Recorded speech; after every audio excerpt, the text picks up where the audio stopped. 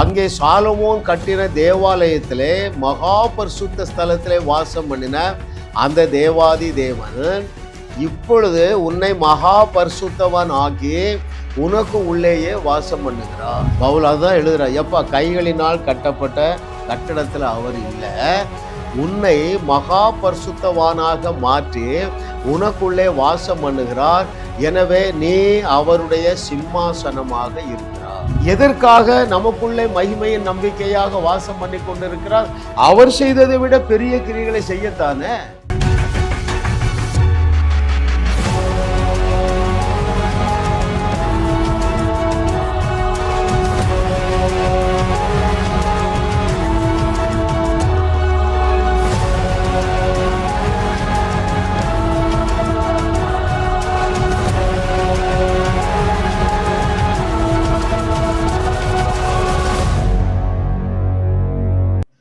சத்தியத்தையும் அறிவீர்கள், சத்தியம் உங்களை விடுதலையாக்கும் என்று திருவாய் மலர்ந்த திருமகனாகிய இயேசு கிறிஸ்து நாமத்தினாலே நான் உங்களை ஆசீர்வதிக்கிறேன். அவர் உங்களை குறித்து சொன்ன எல்லா வார்த்தையையும் எல்லா நல்வார்த்தையையும் உங்களுடையதென்று நீங்கள் எடுத்துக்கொள்ளுவீர்கள் என்று கர்த்தர் சொல்லுகிறார். அல்லேலூயா. தேவன் நமக்கு கிருபையாக தந்த அவருடைய அனந்த ஞானம் 500 என்கிற சீரியல்ல இன்னைக்கு 317வது சத்தியம், இனிய இறையரசு 20, அதிலே 17வது சத்தியம், ராஜாவின் சிம்மாசனம் நீங்களே. அருமையான தேவர்களே, நீங்கள் ஏன் தேவர்களா இருக்கிறீர்கள் என்பதற்கு இயேசு கிறிஸ்து கொடுத்த விளக்கத்தோடு கூட ஒரு விளக்கத்தை ஆவியானவர் விளக்க விரும்புகிறார். அது என்னவென்றால், நீங்கள் தேவர்களா எப்படி மாறினீர்கள்? தேவ வசனத்தை பெற்று கொண்டதினாலே நீங்கள் தேவர்கள் ஆனீர்கள். ரைட்? அதோடு கூட அந்த தேவாதி தேவன் வாசம் பண்ணுகிற ஆலயமாக நீங்க இருக்கிறீங்க. ரைட்? எனவே நம்ம உறுதியாக நம்பலாம். முதலாவது தெரிந்து கொள்ளுங்கள், தேவர்கள் என்றால் தீர்வாக இருக்கிறவர்கள், அவ்வளவுதான். சரிங்களா? மனுஷன் தேவனாக உயர்த்தப்பட்டிருக்கிறான். ஏனென்றால் மனுக்குலம் சந்திக்கிற அத்தனை பிரச்சனைக்கும் தீர்வு கொடுக்கும்படியாக அந்த தேவாதி தேவன் அவர் தங்குகிற ஆலயமாக உன்னை தெரிந்தெடுத்திருக்கிறார். தவிர அவர் கைகளினால் கட்டப்பட்ட கட்டிடத்தில் வாசம் செய்யவில்லை. பழைய உடன்படிக்கையின் கீழே அங்கே சாலமோன் கட்டின தேவாலயத்திலே மகா பரிசுத்த ஸ்தலத்திலே வாசம் பண்ணின அந்த தேவாதி தேவன் இப்பொழுது உன்னை மகா பரிசுத்தவன் ஆக்கி உனக்கு உள்ளேயே வாசம் பண்ணுகிறார். Very important facts. ஒரு வசனம் நான் உங்களுக்கு வாசிக்கிறேன். அப்போஸ்தலர் 17:24. The book of Acts chapter 17 verse 24.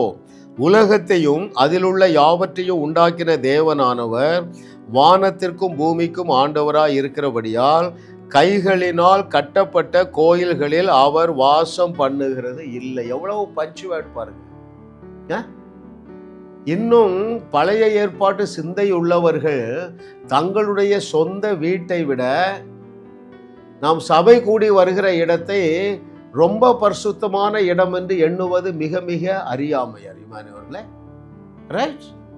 அதில் இன்னும் சிலர் இருக்கிறாங்க, ஆலய கட்டிடத்திற்குள்ளே இருக்கிற மேடையை ரொம்ப பரிசுத்தமாக எண்ணுகிறீர்கள். பவுல் அதான் எழுதுறார், எப்பா கைகளினால் கட்டப்பட்ட கட்டிடத்தில் அவர் இல்லை, உன்னை மகா பரிசுத்தவானாக மாற்றி உனக்குள்ளே வாசம் பண்ணுகிறார். எனவே நீ அவருடைய சிம்மாசனமாக இருக்கிறாய். அல்லேலூயா. கர்த்தரை தெய்வமாக கொண்ட நாம் பாக்கியவான்கள். ஏனென்றால் சர்வ வல்லமையுள்ள தேவன் தன்னைத்தானே அடக்கி தன்னைத்தானே சுருக்கி நமக்குள்ளே வாசம் பண்ணுகிறார். எத்தனை பேருக்கு நல்ல செய்தியா இருக்கு? ஐயோ எனக்கு பயமா இருக்க. தேவையில்லை, தேவையில்லை. அருமையானவர்களே, இயேசு கிறிஸ்துங்கிற நாமத்தை அறிந்து நீ அவரை ஏற்றுக்கொண்டு இருக்கிறதுனால you are fully qualified to carry the king of kings. தேவாதி தேவனாகிய கர்த்தரை சுமந்து செல்லக்கூடிய தகுதி உடையவனாக தேவனே உன்னை மாற்றிவிட்டார். அதற்கு உனக்கு சம்பந்தமே கிடையாது. இதை குறித்து இன்னொரு வசனத்தை நான் உங்களுக்கு வாசிக்கட்டுமா? 1 கொரிந்தியர் 3வது அதிகாரம் 16வது வசனம். 1 Corinthians chapter 3 verse 16. நீங்கள் தேவனுடைய ஆலயமாய் இருக்கிறீர்கள் என்றும் தேவனுடைய ஆவி உங்களில் வாசமாய் இருக்கிறார் என்றும் அறியீர்களா? You are the temple, you are the temple of God. உங்களுக்கு சில கேள்வி இருக்கும். எனவே சில முக்கியமான வசனங்களை வாசித்து இந்த கேள்விக்கு பதிலை கண்டுபிடித்து விட்டு அல்லது உங்களுடைய சந்தேகத்தை தெளிவாக்கி விட்டு நாம் அடுத்த ஒரு பாயிண்ட்டுக்குள்ள போக போறோம். இந்த வசனம் என்ன சொல்லுகிறது? நீங்களே தேவனுடைய ஆலயமா இருக்கிறீர்கள் என்பதை தயவு செய்து ஏற்றுக்கொள்ளுங்க. ஏற்றமிகு வாழ்க்கை உங்களுக்கு காத்திருக்கிறது அருமையானவர்களே. எப்படி அங்கிள் எனக்குள்ள வாசம் பண்ண முடியும்? நான் இன்னும் அந்த பாவத்தில் இருக்கிறேனே, இன்னும் தவறான சிந்தை எனக்கு வந்து கொண்டே இருக்கிறதே. நான் சொல்லுகிற தேவனுடைய வார்த்தையை சீரியஸா நினைத்தால் அநேக பாவங்களிலிருந்து லகுவாக வெளியே வருவாய். இச்சையிலிருந்து நீ வெளியே வருவாய் மகனே, மகளே. ஆனாலும் விழுந்து போன உலகத்திலே நாம் வாழ்ந்து கொண்டு இருக்கிறோம். உங்களுடைய எண்ணங்களிலே தவறான சிந்தைகள் வராமல் இருக்காது. நீ சோர்ந்து போகாதே. நீ செய்கிற பாவம் உன்னுடைய ஆவி மனிதனை தாக்காதபடி அதை பரிசுத்தப்படுத்தி அதை பரிபூர்ணப்படுத்தி சீல் பண்ணிட்டாரு. ஆகையினால்தான் நான் இந்த புத்தகத்தை அடிக்கடி என்ன செய்கிறேன்? அறிமுகப்படுத்துகிறேன். ஆவி மனிதன், ஆத்துமா மனிதன், சரீர மனிதன். இதில் 1/3 பங்காகிய நம்மில் ஆவி மனுஷன் மாத்திரம்தான் ரட்சிக்கப்பட்டிருக்கிறான். ஆவியான தேவன் உன்னுடைய ஆத்துமாவையும் அல்லது உன்னுடைய எண்ணத்தையும் உன்னுடைய சரீரத்தையும் பார்க்கிறதல்ல, உன்னுடைய ஆவி மனுஷனை மாத்திரம்தான் பார்க்கிறார். நீ ஒரு பாவம் செய்யும் பொழுது, ஒரு தவறான படத்தை பார்க்கும் பொழுது உன்னுடைய ஆவி மனுஷன் கரைப்படாதபடிக்கு எபேசியர் 1:13 அதை ஆவியானவரை கொண்டு சீல் பண்ணிட்டார். எத்தனை பேர் புரியுது? தேவையில்லாத நினைத்து அருமையானவர்களே குற்ற உணர்வுக்குள்ள போகாதீங்க. உங்கள் மனசாட்சியை காத்துக்கொள்ளுங்கள். It is possible. நீ ஆவி ஆத்துமா சரீரம் புஸ்தகத்தை நான் ஒரு 10 நேரம் வாசித்திருக்கேன். நீ ஒரு 2-3 நேரம் வாசி. அநேக பாவங்களிலிருந்து வெளியே வருவாய், குற்ற உணர்விலிருந்து வெளியே வருவாய். அப்பொழுது உன்னுடைய விசுவாசம் விண்ணை தொடும். உனக்கு தேவை என்கிற நிலையே வராது. அருமையானவர்களே, அல்லேலூயா. நாம் அவர் தங்குகிற ஆலயமாக தெரிந்தெடுத்தவர் நீயும் நானும் அல்ல. அவர் அன்றைக்கே சொல்லிட்டாரு பாருங்க, நீங்கள் என்னை தெரிந்து கொள்ளவில்லை, நானே உங்களை தெரிந்து கொண்டேன். எதற்காக? நான் உன்னை தங்குகிற இடமாக, குடியிருக்கிற கோயிலாக உன்னை சூஸ் பண்ணிட்டப்பா. ஹல்லேலூயா, ஹல்லேலூயா. கர்த்தரை தெய்வமாக கொண்ட நாம் பாக்கியவான்கள். ஏன் தெரியுமா? அவர் குடியிருக்கிற ஆலயமாக தேவன் நம்மை தெரிந்தெடுத்திருக்கிறார். சும்மா தெரிந்தெடுக்கல. He has perfectly perfected you. அதை வாசிக்கட்டுமா உங்களுக்கு? உங்களை எப்படி பரிபூர்ணப்படுத்தினார், உங்களை எப்படி தகுதிப்படுத்தினார், அந்த வசனத்தை நான் வாசிப்பது உங்களுக்கு நல்லது. 1 கொரிந்தியர் 1:31 தேவன் உனக்கு பரிசுத்தத்தை தரலப்பா, அவரே உனக்கு பரிசுத்தமாயிட்டாரு. எழுதி இருந்தால் ஏற்றுக்கொள்ளுங்கள் அருமையானவர்களே. 1 கொரிந்தியர் 1:31 அவரே, எவரே? இயேசுவே தேவனால் நமக்கு ஞானமும் நீதியும் பரிசுத்தமும் மீட்புமானார். தகுதி 2 மாத்திரம் வாசிக்கிறேன். இயேசுவையே நமக்கு தேவ நீதி ஆக்கிவிட்டார். உச்சந்தலையிலிருந்து உள்ளங்கால் வரைக்கும் தேவ பிள்ளைகள் ஒவ்வொருவரும் தேவ நீதிமானாக வாழ்ந்து கொண்டிருக்கிறோம். தேவ நீதிமாட்டியாக வாழ்ந்து கொண்டிருக்கிறோம். அருமையானவர்களே, அவர் என்ன செய்கிறார்? பரிசுத்தமும் ஆனார். இயேசுவையே உனக்கு பரிசுத்தமாக்கி விட்டார். So what? உச்சந்தலையிலிருந்து உள்ளங்கால் வரைக்கும் நீ பரிசுத்தவானாக வாழ்ந்து கொண்டிருக்கிறாய், பரிசுத்த வாட்டியாக வாழ்ந்து கொண்டிருக்கிறாய். So what? பழுதொன்றுமே உன்னில் இல்லை, இயேசுவே உனக்கு நீதியானார். இயேசு உன் நீதி, இயேசு உன் தகுதி, இயேசுதான் உனக்கு எல்லாம் எல்லாம். பழுது ஒன்றுமே இல்லைப்பா. சொன்னவர் சொல்லிட்டார்னா சரின்னு ஏற்றுக்கொள்ளையா. மிஞ்சின நீதிமானா இராத. உன்னால ரோமர் 5:1, ரோமர் 8:30, எபிரேயர் 10:10, எபிரேயர் 10:14 இந்த வசனங்களை நீ ஏற்றுக்கொள்ளவில்லை என்றால் நீ மிஞ்சின நீதிமானாக இருக்கிறாய். அந்தோ பரிதாபம். நீ பிரயாசப்படுற. என்ன பிரயாசப்படுற? நான் இன்னும் தேவனை பிரியப்படுத்த எதையாவது நான் மாம்சத்திலே செய்ய வேண்டும் என்று விரும்புகிறாயே, அது மகா பெரிய பாவம். ஏன்? விசுவாசத்தினால் வராத யாவும் பாவம் என்று வேதம் சொல்லுகிறது. அருமையானவர்களே, ரைட்? நீங்கள் நீதிமான் ஆகினது விசுவாசத்தினாலே, நீங்கள் பரிசுத்தவான் ஆனது விசுவாசத்தினாலே. நீங்கள் பரிசுத்தவாட்டியானது விசுவாசத்தினாலே.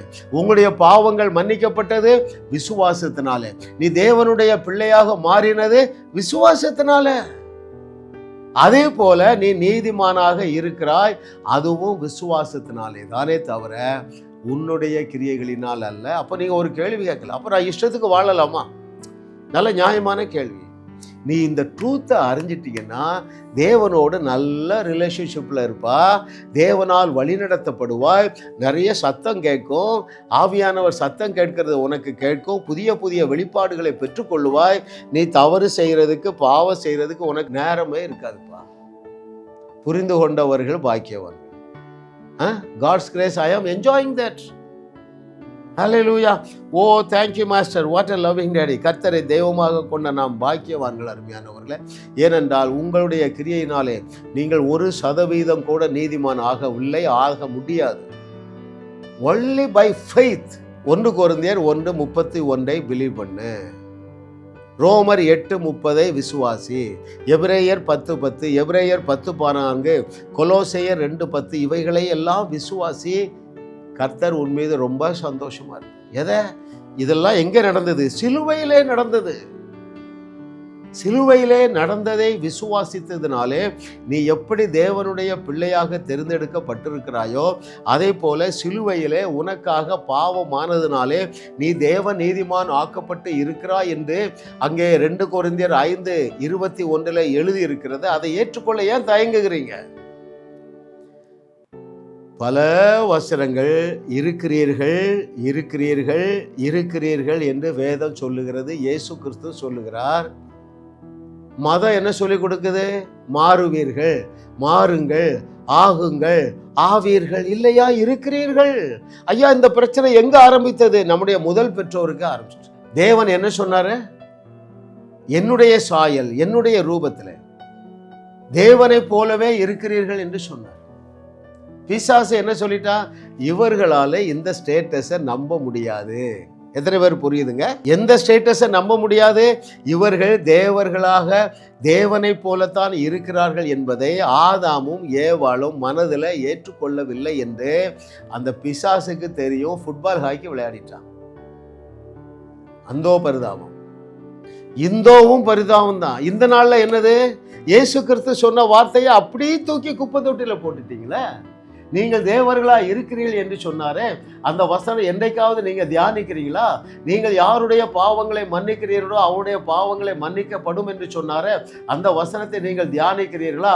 நான் செய்ததை விட பெரிய கிரியைகளை செய்வீர்கள் என்று சொன்னாரே, நீங்கள் பூமிக்கு உப்பா இருக்கிறீர்கள் என்று சொன்னாரே, நீங்கள் பூமிக்கு ஒளியா இருக்கிறீர்கள் என்று சொன்னாரே. என்றைக்காவது யாராவது இதை பிரசங்கம் பண்ணதா எனக்கு தெரியலங்க.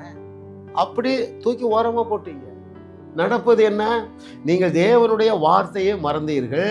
அநேக ஊழியர்களுடைய பிள்ளைகளையும் தேவன் மறந்து விட்டார். ஆமா, ரைட் ஆர் நாட்ங்க?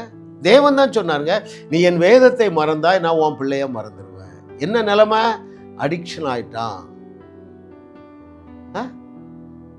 அவனால ரட்சிக்கப்பட முடியல, தவறான தொடர்புல இருக்கிறான். திருமணமான பிறகும் வேற தொடர்புல இருக்கிறான். அத்தனைக்கும் காரணம் விசுவாசியே நீதான். இயேசு கிறிஸ்து உன்னை பற்றி சொன்னதை மனப்பாடம் பண்ணு, ரூம் போட்டு தியானி, எங்களுடைய செய்திகளை கேளுங்கள்ங்க. அப்பொழுது உங்களாலே இயேசு கிறிஸ்து உன்னை பற்றி என்ன சொன்னார் அதை ஏற்றுக்கொள்ளக்கூடிய மனப்பக்குவம் வந்துவிடும் அருமையானவர்களே. இப்போ என்ன சொல்றாரு? எப்ப நீங்க தான் நான் தங்குகிற ஆலயம். Right, you are a power carrier. தேவ பலனாக உனக்குள்ளே வாசம் பண்ணுகிறார். அப்படி என்றால் என்ன பொருள்? இயற்கைக்கு அப்பாற்பட்ட அற்புதங்களை செய்யக்கூடிய, அல்லது இயேசு செய்ததை விட மிகப்பெரிய அற்புதங்களை செய்யக்கூடிய பயங்கரமான பலன் இயேசுவாக உனக்குள்ளே வாசம் பண்ணுகிறாரே. 1 கொரிந்தியர் 1:24 இயேசுவையே உனக்குள்ளே தேவ பலனாக வச்சிட்டாரே. தேவனுடைய ராஜ்யம் பேச்சில் இல்லை, பலத்தில் இருக்கிறது, அது மிராக்கிள்ல இருக்கிறது என்று சொன்னாரே. உனக்கு இந்த வசனத்துக்கு ஏதாவது சம்பந்தம் இருக்கா? தூக்கி ஓரமா வச்சாச்சு.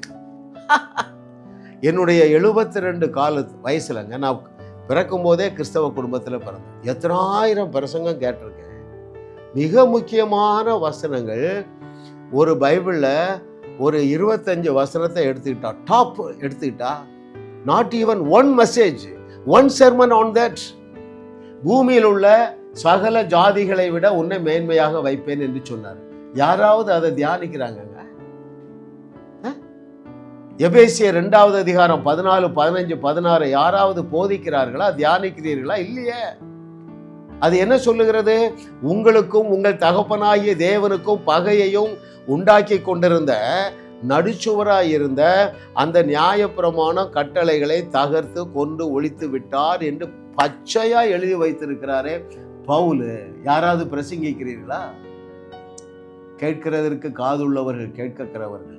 அருமையான தேவர்களே, ராஜாதி ராஜாவாகிய நம்முடைய தேவனாகிய கர்த்தர் உங்களையே அவர் தங்குகிற ஆலயமாக, உங்களையே அவர் தங்குகிற சிம்மாசனமாக எடுத்திருக்கிறார். அதைத்தான் நாம் இன்னைக்கு தியானித்து கொண்டு இருக்கிறோம். இன்னொரு வசனம் நான் உங்களுக்கு வாசிக்கிறேன். அங்கே கொலோசையர் 1வது அதிகாரம் 27வது வசனம். The book of Colossians chapter 1 verse 27. புறஜாதிகளுக்குள்ளே விளங்கிய இந்த இரகசியத்தில் உள்ள மகிமையின் ஐஸ்வர்யம் இன்னதென்று தேவன் தம்முடைய பரிசுத்தவான்களுக்கு தெரியப்படுத்த சித்தமானார். கிறிஸ்துவானவர் மகிமையின் நம்பிக்கையாக உங்களுக்குள் இருப்பதே அந்த ரகசியம். உங்களுக்குள்ளே உங்களை சிம்மாசனமாக தெரிந்து கொண்ட தேவன் எப்படி உங்களுக்குள்ளே வாசம் பண்ணுகிறார்? கிறிஸ்துவானவர் மகிமையின் நம்பிக்கையாக உங்களுக்குள்ளே வாசமாய் இருப்பதே அந்த ரகசியம். அல்லேலூயா. சும்மா சொல்லலைங்க. இயேசு கிறிஸ்து என்ன சொல்லலை? நான் செய்ததை விட பெரிய கிரியைகளை செய்வீர்கள் என்று போற போக்கில் சொல்லிட்டு போகல, சீரியஸாக தான் சொன்னார். ரைட் ஐயா, அவர் இருக்கும் பொழுது இப்பொழுது இருக்கிறதை விட ஒரு 5% தான் பாப்புலேஷன் இருக்குங்க. 2000 ஆண்டுகளுக்கு முன்பதாக இப்போ 800 கோடி ஜனங்கள், ஒரு 40 crores தான் வந்திருப்பாங்க.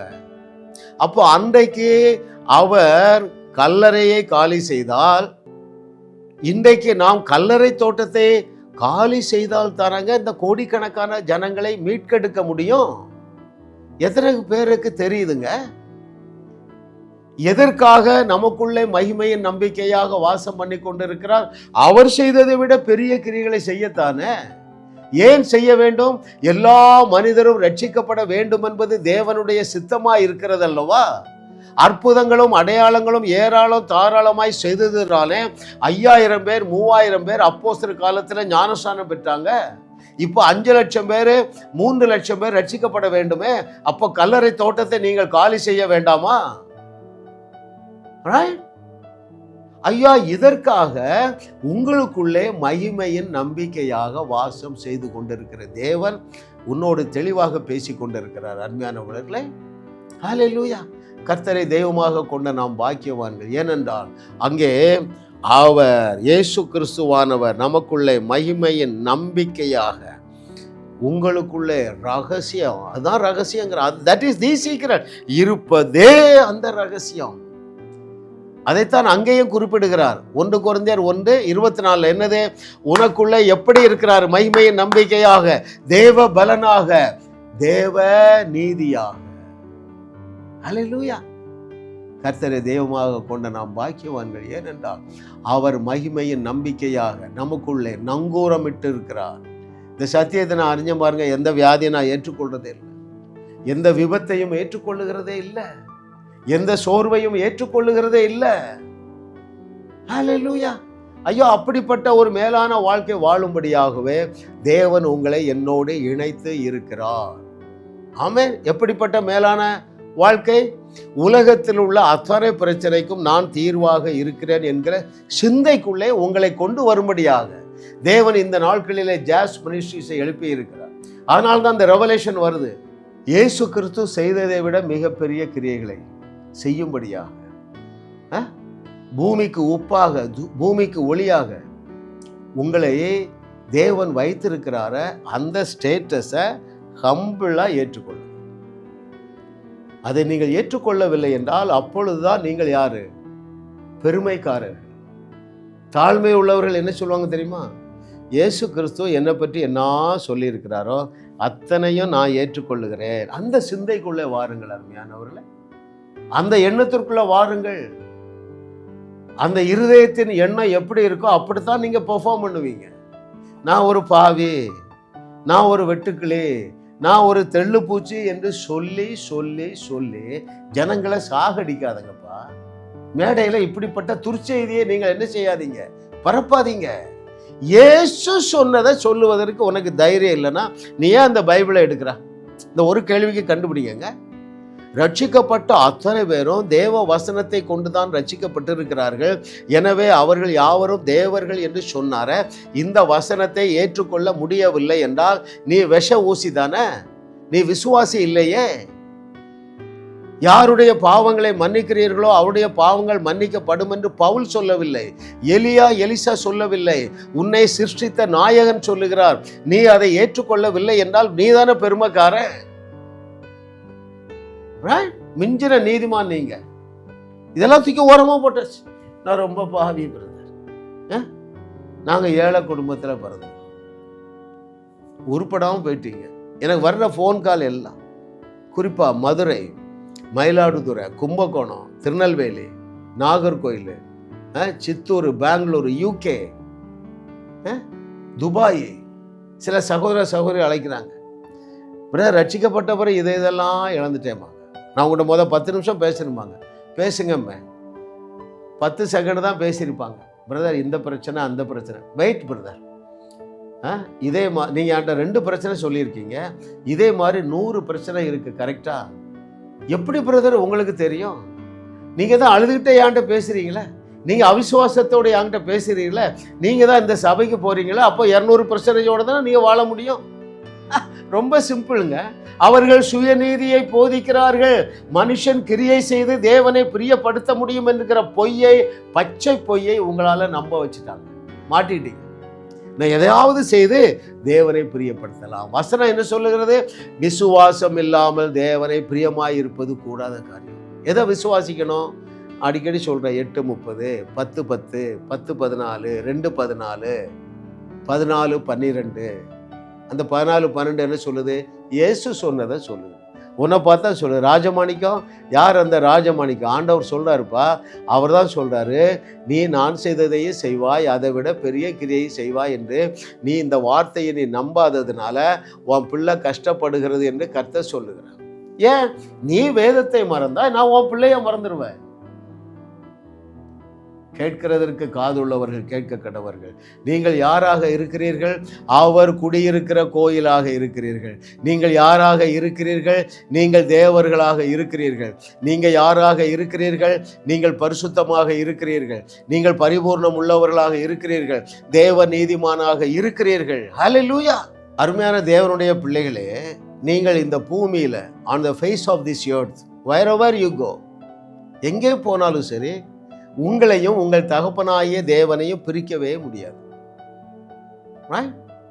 பிதாவே நான் ஒன்றாய் இருக்கிறது போல இவர்களும் ஒன்றாய் இருக்க. அப்படி என்றால் என்ன பொருள்? உங்களையும் தேவனையும் பிரிக்க முடியாது. இவை எல்லாவற்றையும் அறிந்துதான், தெளிந்த புத்தியோடு தான் இயேசு கிறிஸ்து எதை சொன்னாரு? யோவான் 10வது அதிகாரம் 34 மற்றும் 35வது வசனங்களை சொன்னார். அது என்ன சொன்னாரு? நீங்கள் தேவர்களா இருங்கள் என்று சொல்லலைங்க. ஐயா, பரலோகத்துக்கு வந்த பிறகு நீங்கள் தேவர்களா இருப்பீர்கள் என்று சொல்லல. நீங்க என்னைக்கு மறுபடி பிறந்தீர்களோ அன்றைக்கே நீங்கள் தேவர்களாக இருக்கிறீர்கள். அதுக்கு ஒரு படி என்னன்னா, தேவ வசனத்தை பெற்றுக்கொண்டீர்கள். இன்னொரு படி என்னவென்றால், நான் உங்களுக்குள்ளேயே வாசம் பண்ணுகிறேன், நீங்கள் நான் தங்குகிற ஆலயமாக இருக்கிறீர்கள். இதை நீங்கள் ஏற்றுக்கொள்ளுங்கள். ஏற்றமிகு வாழ்வை நீங்கள் வாழ்வீர்கள். அருமையானவர்களே, சாதாரண வாழ்க்கைக்கு நீங்கள் உங்களை ஒப்பு கொடுக்கவே முடியாதுங்க. இன்னொரு விதத்தில் சொன்னா, தேவகுமாரன் 2000 ஆண்டுகளுக்கு முன்பதாக இந்த பூமியிலே அவர் சந்தித்த அத்தனை பிரச்சனையும் தீர்த்து வைத்து எல்லா பிரச்சனைகளுக்கும் தீர்வாக இருந்தது போல, அல்லது அவருடைய காலத்திலே கிமு 1 நூற்றாண்டிலே காணப்பட்ட அத்தனை பிரச்சனைக்கும் காரணராக அல்லது எல்லா பிரச்சனைக்கும் தீர்வாக இயேசு கிறிஸ்து செயல்பட வேண்டும் என்று பரலோகம் எதிர்பார்த்தது. 21வது நூற்றாண்டிலே இந்த வையகத்திலே காணப்படுகிற அத்தனை பிரச்சனைக்கும் நீ தீர்வு கொடுக்கும்படியாக தேவன் உன்னை எதிர்பார்க்கிறார். நீ நினைக்கிறால, நான் சாதாரண ஆள். ஆமாப்பா, நீ சாதாரண ஆள் தான். ஆனால் தேவ வசனத்தை பெற்றுக்கொண்டதுனால நீ அசாதாரண மனுஷன் அல்ல, நீ தேவனாக இருக்கிறாய். ஹல்லேலூயா. Oh thank you master. அதை ரீஎன்ஃபோர்ஸ் பண்றாரு. எப்படி என்ஃபோர்ஸ் பண்றாரு? நானே உனக்குள்ள வாசம் பண்ணுகிறேன். ஹல்லேலூயா. என்னவாக வாசம் பண்ணுகிறேன்? தேவ பலனாக உனக்குள்ளே வாசம் பண்ணுகிறேன். தேவ ஞானமாக உனக்குள்ளே வாசம் பண்ணுகிறேன். தேவ மீட்பாக உனக்குள்ளே வாசம் பண்ணுகிறேன். தேவ நீதியாக உனக்குள்ளே வாசம் பண்ணுகிறேன். உனக்குள்ளே தேவ பரிசுத்தமாக வாழ்ந்து கொண்டிருக்கிறேன். ஹல்லேலூயா. Oh thank you master. கர்த்தரை தெய்வமாக கொண்ட நாம் பாக்கியவான்கள், பாக்கியவான்கள், பாக்கியவான்கள் என்று ஆவியானவர் அடிக்கடி சொல்லுகிறார். ஏனென்றால் தேவ வசனத்தை பெற்றுக்கொண்டு இருக்கிறதுனாலே நீங்கள் இந்த உலகத்தில் காணப்படுகிற அத்தனை பிரச்சனைக்கும் தீர்வாக இருக்கிறபடியினாலே நீங்கள் தேவர்களாக இருக்கிறீர்கள். அருமையானவர்களே, don't accept an ordinary life. ஒரு சாதாரண வாழ்க்கையை ஏற்றுக்கொள்ளாது. பரலோகம் ஒன்று நம்பி இருக்குப்பா. இயேசு கிறிஸ்து மாத்திரமல்ல, சீஷர்களும் சாதாரண வாழ்க்கையை ஏற்றுக்கொள்ளவில்லையே. உலகெங்கும் சுற்றி திரிந்தார்கள். எதற்கு? போகிற இடத்துல எல்லாம் காணப்படுகிற அத்தனை பிரச்சனைகளையும் இயற்கைக்கு அப்பாற்பட்ட விதத்தில் மிராக்குலஸாக தீர்த்து வைத்து எல்லாருடைய கவனத்தையும் தேவன் பக்கம் திருப்பினது போல, 5000 பேர் 3000 பேரை தேவனண்டை கொண்டு வந்தது போல, இதைவிட பல மடங்கு அற்புதங்களை செய்து பல்லாயிரக்கணக்கான ஜனங்களை தேவனண்டை நடத்துவதற்கு, இன்னொரு விதத்தில் சொல்லட்டா, நீயும் வாழ்ந்து வையகத்தையும் வாழ வைக்கும்படியாக. ஹல்லேலூயா. ஓ அதற்காகவே தேவன் தங்குகிற ஆலயமாக உன்னை தேர்ந்தெடுத்திருக்கிறார். சீரியஸா இருங்க, அவர் சீரியஸா ஆசீர்வதிப்பார். இன்னொரு காரியத்தையும் சேர்த்து சொல்லுகிறேன். This life is always enjoyable along with always effortless. லகுவான மாற்றம், எஃபர்ட்லெஸ் சேஞ்ச். அருமையானவர்களே, உங்க வாழ்க்கையிலே அடுத்த நிலைக்கு மாறுவது எஃபர்ட்லெஸ். ஹல்லேலூயா. வியாதியை மேற்கொள்ளுவது எஃபர்ட்லெஸ். ஆபிரகாமுடைய ஆசீர்வாதங்களை சுதந்தரிப்பது எஃபர்ட்லெஸ். ஏன்? நீங்கள் தேவர்களா இருக்கிறீர்கள். எப்படி? தேவனே உங்களுக்குள்ளே வாசம் பண்ணுகிறதுனாலே. தொடர்ந்து எங்கள் செய்திகளை கேளுங்கள். நீங்களும் வாழுவீர்கள், வையகத்தையும் வாழ வைப்பீர்கள். உங்கள் நம்பிக்கை தொலைக்காட்சியில் ஜாஸ் மினிஸ்ட்ரீஸ் இன்டர்நேஷனல் வழங்கும் வாழ்வோம் வையகத்தையும் வாழ வைப்போம். இயேசு கிறிஸ்துவுடைய விசுவாசம் தான் நம்மை ரட்சித்தது.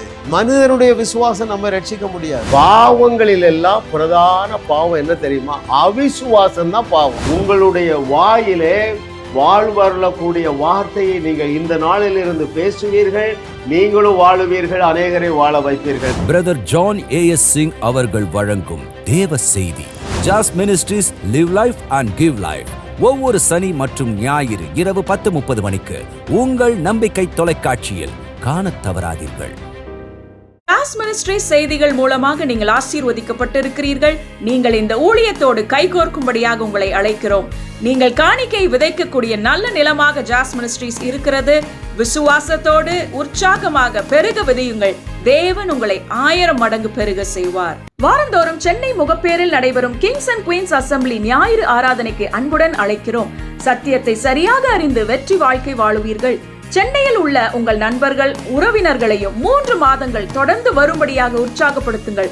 முற்றிலும் ஜெயமான வாழ்க்கை வாழுவார்கள்.